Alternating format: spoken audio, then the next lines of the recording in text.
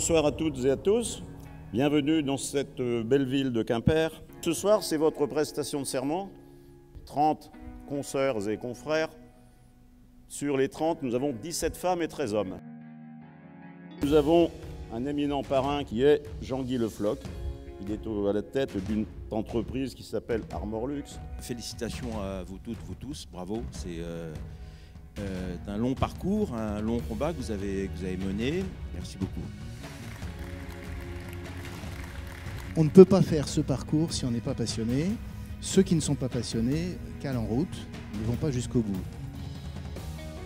Bienvenue dans cette belle grande profession dans laquelle vous allez vous épanouir. Et une chose qu'on n'oublie pas quand on prête serment, on lève la main droite. Donc, je jure d'exercer ma profession avec conscience, c'est probité, de respecter et faire respecter les lois dans mes travaux. Bravo et félicitations.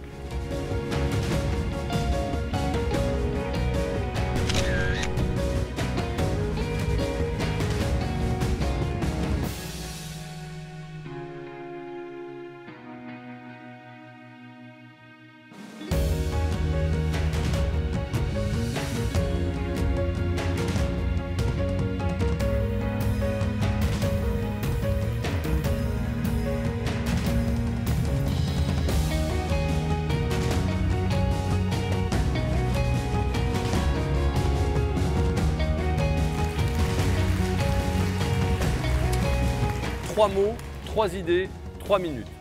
Féminisation et statistique, donc simplement au niveau du stage on rencontre le même phénomène et c'est normal que ce qu'on a vu hier soir au moment de la prestation de serment.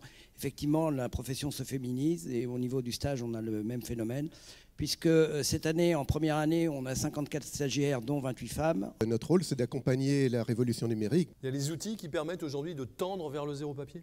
Bien sûr, tous les outils sont là, ils évoluent sans cesse et il faut venir les voir. C'est pour ça qu'on a organisé aussi les rencontres informatiques de Bretagne. Il y a 3 règles à respecter, 4. Respecter la dignité de la profession, donner une information juste et utile, et avec discrétion. Il faut qu'on arrive à faire passer le message que nous avons un rôle important dans l'accompagnement des créations d'entreprises. La commission exercice illégal maintient le cap qui avait été fixé l'année dernière, la prévention, l'information et puis la répression. Oui. Donc, nous avons voulu relancer une campagne de communication pour que l'on nous connaisse mieux et qu'on utilise tous les mêmes mots. Parce que c'est toujours effectivement une question de communication, les mots. J'en profite pour rappeler aux confrères qu'il est important donc d'informer l'institution spontanément de toute modification de leur situation personnelle qui pourrait avoir une incidence sur le tableau. On a toujours prêté attention au niveau des comités de supervision d'examiner les dossiers avec une certaine homogénéité. Pourquoi? Parce qu'un contrôleur peut être un petit peu plus dur qu'un autre, etc. On profite de cette Assemblée Générale pour lancer le portail formation. Donc vous avez... On peut le voir ici. Oui, on va le présenter. Enfin, il est en présentation tout à l'heure par les permanentes de l'USTEC.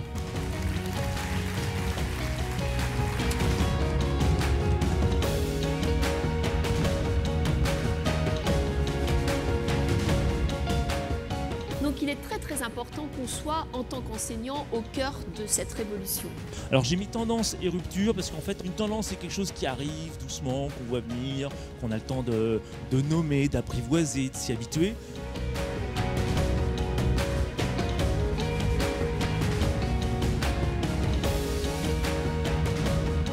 Pour moi, la formation, ce n'est pas une fin en soi, c'est un moyen d'accéder à une stratégie de cabinet, à une stratégie de la direction, du patron, et à une stratégie personnelle du collaborateur.